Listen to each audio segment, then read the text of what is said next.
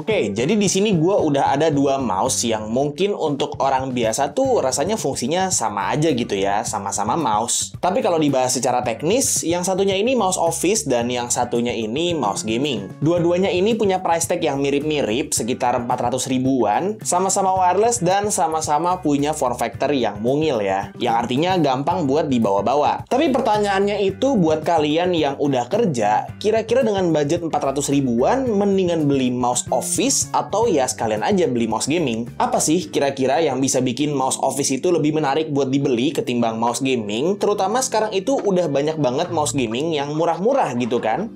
Ayo kita bahas bareng-bareng.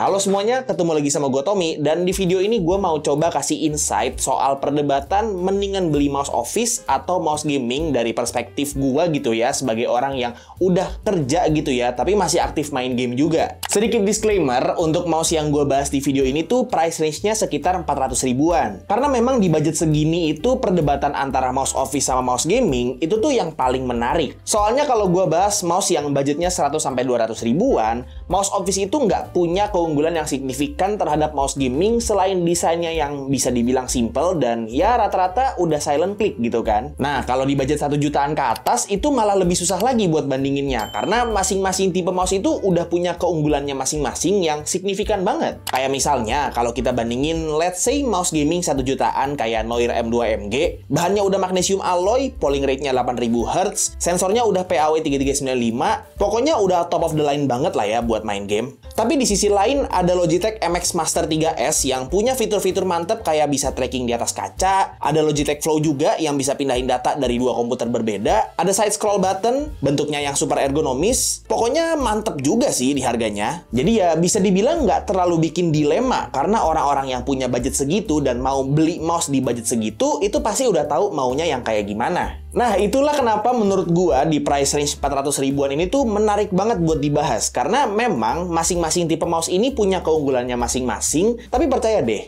tetap bikin dilema cuy. Di sini untuk mouse gamingnya itu ada Rexus Daxa Air Mini, dan mouse office-nya itu Logitech M650. Dua-duanya ini udah gue pakai lebih dari 1 tahun, jadi di video ini gue juga bisa bahas untuk durabilitas dan experience pemakaian jangka panjangnya. Kita mulai dulu dari kesamaannya. Kedua mouse ini sama-sama punya form factor yang mungil, dan kalau misalnya mau contoh lain untuk mouse gaming yang mungil tapi ambidextrous, itu ada Vortex Series Ino X2 V2 atau Pressplay Icarus V2 Mini. Terus untuk tombolnya juga kurang lebih sama, klik kiri kanan, scroll wheel, dan 2 side button. Terus juga sama-sama ada software dedicatednya yang bisa dipakai buat konfigurasi dan personalisasiin mouse-nya. Selain itu, koneksinya juga sama-sama wireless dan bisa pakai dongle sama Bluetooth. Tapi di sini bedanya kalau yang mouse gaming range 400 ribuan itu rata-rata udah triple connection, yang artinya bisa mode wired dan baterainya itu baterai tanam. Jadi bisa dicas dan dipakai pas ngecas. Sedangkan si Logitech M650 ini pakai baterai A2, jadinya nggak ada mode wired yang mungkin menurut kalian jadi kekurangan, tapi sabar dulu. Nah, sekarang gue mau bahas soal kelebihan dari masing-masing tipe mouse ini. Kalau mouse gaming tadi itu baterainya bisa dicas dan dipakai sambil ngecas, mouse office kayak Logitech M650 ini walaupun pakai baterai batangan, tapi optimization baterainya itu bagus banget cuy. Karena Logitech M650 gue ini baterainya itu bisa tahan sampai lebih dari setahun cuy. Sedangkan kalau mouse gaming yang range harganya 400 ribuan, kalau pemakaian gue sih rata-rata ya cuma tahan 1-2 minggu aja baterainya. Selain itu, untuk kelebihan di mouse gaming harga 400 ribuan, rata-rata sensornya udah pakai PAW3395 dengan polling rate minimal 1000 Hz. Jadi secara tracking pastinya lebih akurat dan lebih enak dibanding mouse office kayak Logitech M650 ini ya. Dan dengan tracking yang lebih akurat, pastinya ya buat main game juga jauh lebih enak gitu kan. Dan sebenarnya ini juga bisa translate ke kerjaan kita. Nah, memang si Logitech M650 ini polling rate-nya cuma 125 Hz. Dan trackingnya juga ya udah aja gitu ya. Tapi sebenarnya kalau buat kerja enak-enak aja sih menurut gua. Tapi ya jadinya sangat gak optimal ya kalau buat main game. Tapi Logitech M650 ini punya keunggulan di scroll wheel-nya yang udah pakai smart wheel-nya mereka yang awet banget dan bisa diatur via software-nya untuk bisa scrolling dengan lebih smooth, bisa scroll cepet juga untuk dokumen-dokumen dalam skala besar, dan bisa side scrolling juga cuy. Sedangkan scroll wheel di mouse gaming itu rata-rata ya tactile gitu ya. Jadi scrollingnya bisa dibilang cukup kaku, dan bahkan gue bisa bilang encodernya nggak sebagus si Logitech M650. Karena yang di Daxa Air Mini gua ini aja encodernya udah sempat ganti sekali gitu ya, karena waktu itu sempat udah nggak bener gitu si scrollingnya. Tapi sabar dulu, karena mouse gaming kayak si Daxa Air Mini ini bisa dibilang punya keunggulan di bagian kenyamanannya, karena dia itu biasanya bobotnya lebih enteng gitu ya. Jadi kalau mouse-nya dipakai berjam-jam itu nggak terlalu bikin capek, ketimbang kalau pakai mouse office kayak Logitech M650 ini yang emang walaupun kecil tapi bobotnya agak berat. Tapi walaupun Logitech M650 ini bobotnya lebih berat, build quality dia itu justru lebih bagus. Selain itu, dia juga ada integrated rubber gripnya yang bikin kalau tangan kita berminyak atau keringetan, itu nggak jadi licin. Kalau di mouse gaming, biasanya harus dibantu pakai grip tape buat ngatasin problem itu. Tapi mouse gaming di range harga 400 ribuan ini biasanya udah dikasih switch yang lifetime-nya itu cukup lama, kayak misalnya Keil GM8 di Daxa Air Mini ini, atau misalnya ada juga Huano TBSPD yang memang lifetime-nya itu bisa sampai up to 80 juta klik. Dan bener aja cuy, ini Daxa Air Mini gua yang umurnya itu udah setahun lebih dan bahkan udah 2 tahun ya, gua agak lupa gitu, tapi rasanya udah lama banget gua punya mouse ini.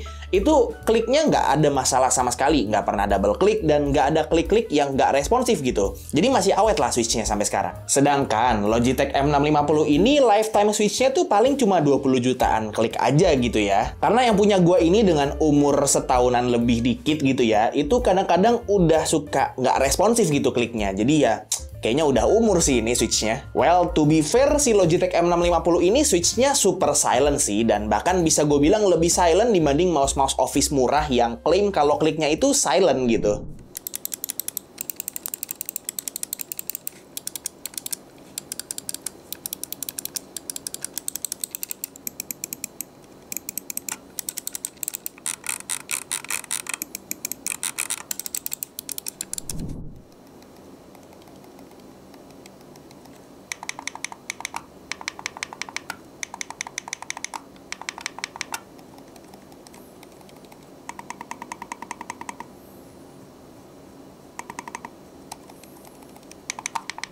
Nah, tapi si Logitech M650 ini punya satu keunggulan yang bisa dibilang keunggulan mutlak terhadap mouse gaming. Dan keunggulannya itu ada di softwarenya. Buat ngasih konteks, mouse gaming kayak Rexus Daxa Air Mini ini sebenarnya softwarenya juga udah bagus ya. Kita bisa remap keys, misalnya side buttonnya buat ngebantu kerja juga. Let's say misalnya buat kerja ngolah dokumen, side buttonnya itu bisa kita ubah jadi copy paste gitu ya. Jadi ini tinggal di key combination aja, Ctrl plus C gitu.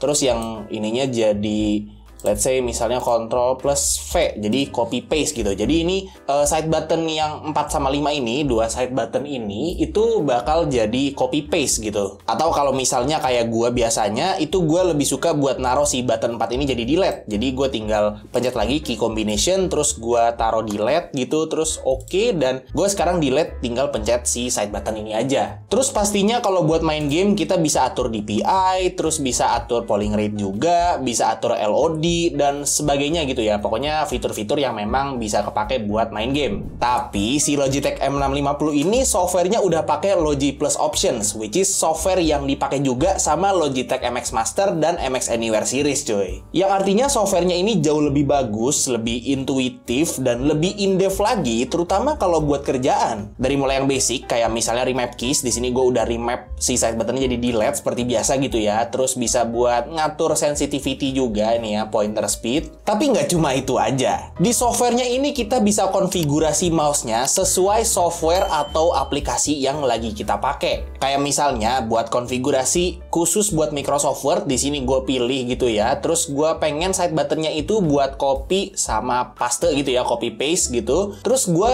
ganti ke aplikasi lain, misalnya editing software kayak Vegas Pro, itu gue bisa ganti jadi let's say misalnya undo.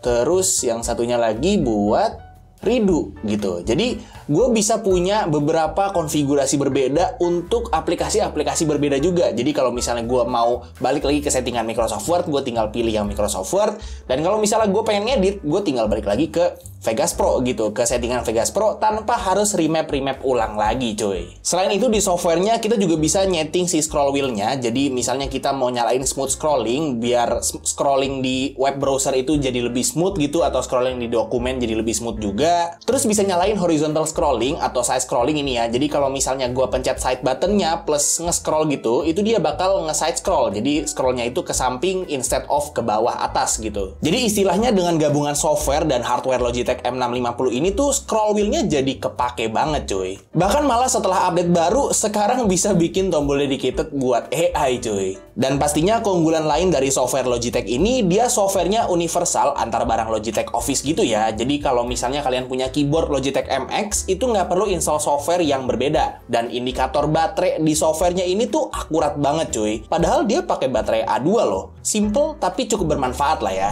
Jadi bisa cukup kelihatan ya di sini kalau mouse gaming kayak si Daxa Air Mini ini lebih fokus buat ngasih hardware yang paling canggih gitu ya. Kayak misalnya switch-nya, terus sensornya, dan bahkan chipsetnya. Dan kalau mouse office kayak Logitech M650 ini lebih fokus buat ngembangin softwarenya dan ngoptimalisasiin softwarenya sama hardware yang ada di mouse-nya. Intinya, kalau mouse office 400 ribuan kayak Logitech M650 ini enak banget sih kalau dipakai buat kerja. Very optimized dan banyak banget fitur-fitur yang memang berguna gitu buat pekerjaan. Tapi ya gitu. Enaknya cuma buat kerja aja. Kalau misalnya dipakai buat main game, itu sangat kurang optimal. Tapi kalau mouse gaming kayak si Daxa Air Mini ini di range 400 ribuan pastinya udah enak banget ya buat main game. Dan dia juga bisa dipakai buat kerja, walaupun memang nggak ada fitur-fitur pembantu kerja yang signifikan. Tapi ya balik lagi, kalian butuhnya yang mana? Butuh yang enak banget dipakai buat kerja, atau yang enak banget dipakai buat main game dan bisa buat kerja juga, tapi ya kerjanya biasa-biasa aja?